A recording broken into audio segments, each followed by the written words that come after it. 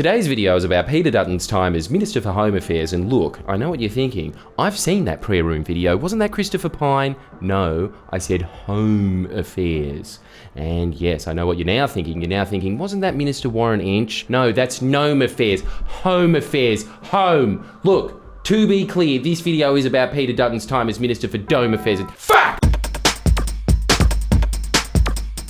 Alright, no more false self-awareness. I'm not admitting that that was a bad joke. I'm of the new view that if it's worth saying, it's worth not undermining with ironic detachment. And if you have a problem with that, then I sincerely hope you die.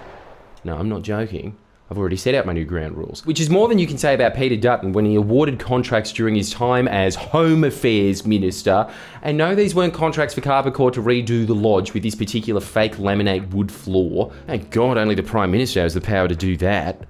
So, if there is one good reason to keep Peter Dutton out of the office, it's to ensure that the lodge doesn't end up looking like one of his many Queensland investment properties. I just know that he won't be able to help showing off his strong economic management credentials by hawking all the antique tables and replacing them with this one. He's going to have to make up for all the cash that he lost as Minister for Home Affairs somehow. Look at this shit. Who wouldn't want to spend a couple of days on the Galileo, cruising off the coast of Thailand? Built to sail the world, the 55-metre super yacht is super luxurious. Big enough for 12 mates. It's not at all surprising she's worth more than $30 million. But what is shocking is she was effectively paid for by you, via government contracts. Not fair! I want a fucking yacht! That yacht, by the way, is owned by Craig Thrupp, the founder of Paladin, a company that sprung like a mushroom from the shit in 2010, as was all this refugee stuff when it was heating up. A company that then got more than $500 million worth of contracts from Home Affairs to run security, IT, transport for detention centres on Manus Island. A company that at one point was based out of this office. Garish, no. But that one actually isn't the office, that's John Oliver's office, the person I'm stealing this really annoying formula from. This is the actual office that Paladin was meant to be based out of. But we all know Paladin wasn't based in that office, it was cringe in that office. Well, that is me just trying to cope, because I will admit I'm jealous, just because it really looks like Paladin got $500 million to put a few bouncers on an island in Papua New Guinea. I could have done that. I just go down to King's Cross, tell the guys standing outside a World Bar that I just heard some guys call them gay, and that those same guys are trying to get into this jail-themed club on Manus Island. That security sorted. I'll do it for $50 million. Obviously that sounds like exaggeration, and you're right. World Bar closed down years ago. There's no nightlife in Sydney left. I could never find enough bouncers to do that. So probably was worth the cash. But yeah, Paladin did chuck more than a few bouncers on an island. That's apparent because they were fined thousands of times and millions of dollars for breaching performance. No bouncer could fuck up that much. But it's honestly amazing that they even got that contract to begin with. When Paladin was awarded the contract, they had just $50,000 in capital. I'm pretty sure individual bouncers at World Bar would have more capital than that. Why did the Department of Home Affairs choose Paladin? According to the former secretary of the department, Mike Pizzullo, they just didn't have enough time to do a proper tender process and needed a contractor quickly, so they chose Paladin in the same way that you would choose a plumber when your toilet's blocked. So along with Dutton, you have Mike Pizzullo to blame for all these overblown and highly suspicious Home Affairs contracts. You know, the guy that was just outed for plotting with the hard right faction of the Liberal Party. I mean, I wish they actually were hard right. They're all pretty much the same Liberals, defined by what side of the bullshit histrionic personality clash they come down on. Anyway, Pizzullo really didn't do wonders for advocates of amplifying Italianex voices in power, as when he and Dutton ran Home Affairs, their idea of organising what we were told were extremely important detention centres in services of Australia's national security was, we have $500 million. Let's just give it to this guy. Fingers crossed he'll do the job right. A few years ago, the Auditor General came back with a report on all the contractors that we got to run detention centres on Manus, and they weren't impressed. In negotiations for the contract, Paladin originally requested, how's this?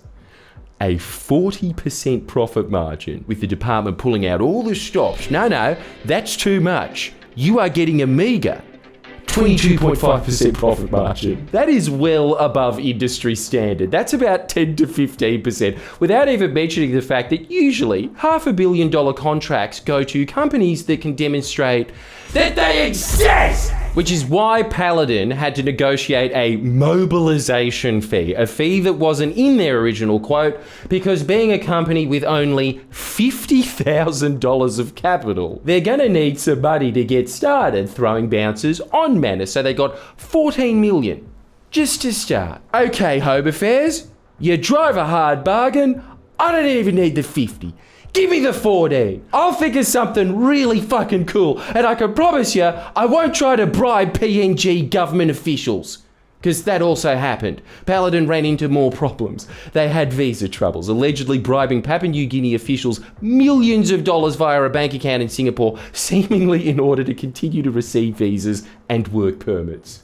When the former director attempted to alert Home Affairs, they told him, don't put anything in writing. This ultimately has to be owned by Mike Pezzullo and Peter Dutton, the same guys who want to put my boy David McBride in prison. See this video for more. I really can't emphasise how, at best, incompetent these two were. Look at this clip from a recent 60 Minutes interview with the former ASIO head, Dennis Richardson, who was appointed to investigate Home Affairs' handling of contracts. This man is sitting at a desk, exposing himself. Oh, sorry, that was a mix-up. That was a clip from the investigation into Homo Affairs. Anyway, here's the Home Affairs clip. Do you think Home Affairs should have acted on warning signs that Paladin may be engaged in criminal wrongdoing, allegedly? I think they should have pursued greater due diligence than what they did. It gets even worse. Sure. For Paladin was not alone. Is it correct that you found Home Affairs had contractual relationships with companies under active investigation by the Federal Police? Yes. Firms suspected of bribery and corruption? Yes. A firm whose CEO is being investigated for possible drugs and arms smuggling? Yes. A company implicated in suspected Iranian sanction busting and money laundering? A company whose directors were suspected of being so involved. Astounding. Bribery, corruption, drug smuggling, arms smuggling, money laundering, sanction busting, all allegedly happening whilst these companies get hundreds of millions of dollars of our money under the watch, or at least whilst meant to be under the watch of Peter Dutton and Mike Pezzullo. Well, I can forgive the sanction busting. If we want to have girls in Iran to have the same chance of smashing the patriarchy, we need them to see Greta Gerwig and Margot Robbie's fabulous vision. Here's a couple more bangers from Richo. The Paladin Group got contracts in areas in respect of which it had no particular expertise. Those contracts were consistently renewed over a period of time without ever being rechecked, and it was the failure to do the proper due diligence which led to Paladin getting contracts worth hundreds of millions of dollars. And Craig Thrupp, the guy that ran Paladin, made a personal profit of $160 million.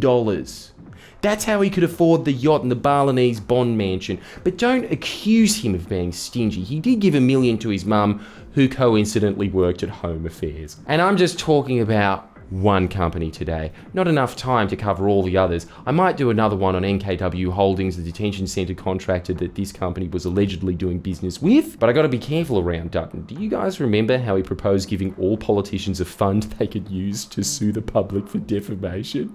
I almost can't believe he's the current leader of the opposition and he wants you to give him money so he can sue you and get more of your money. That being said, if he had half the swag of Trump and he proposed this, I'd totally be down for it. And I would have forgiven all this Home Affairs nonsense. Nasty people say so many nasty things. This small man, he's very small. He said, I enjoy being pegged. You know what that is? I didn't know what that was. I had to ask. They said, well, Mr. President, it's so bad we don't even want to say it because you're such a nice person, it'll hurt your ears. I said, okay, now you gotta tell me.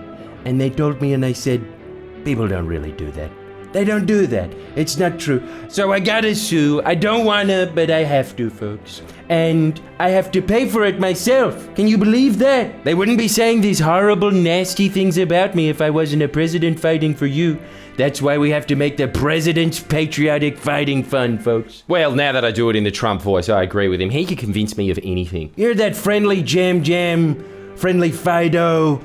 I don't know, he's not my friend. I have many friends. Ask anyone, they'll say Mr. Trump is very spectacular at making friends. And I'll tell you right now, folks, this man is not one.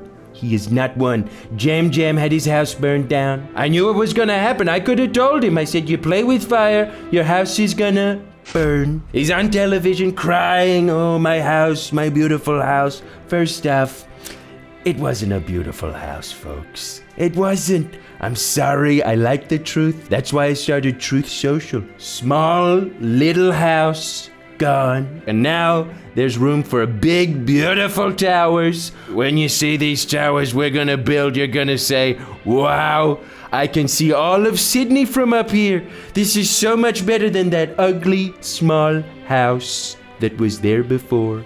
You'll turn to me and you'll say, Mr. President, thank God that ugly little house burned down. Now it's very beautiful here and everyone's having a spectacular time. Can we just stop going over this boring home affairs shit and do 10 minutes of Trump riffing a week? His riffing is so much better than anything we've ever done on this channel. Even me doing a shit version of him riffing is better than anything we've done on this channel. Anyway, the point of this video is Peter Dutton really does suck. A lot. Like, it is tempting to go for him as a reaction to the weak-kneed, skinny-fat soy posturing of the Labor Party. Which, seriously, Labor, just...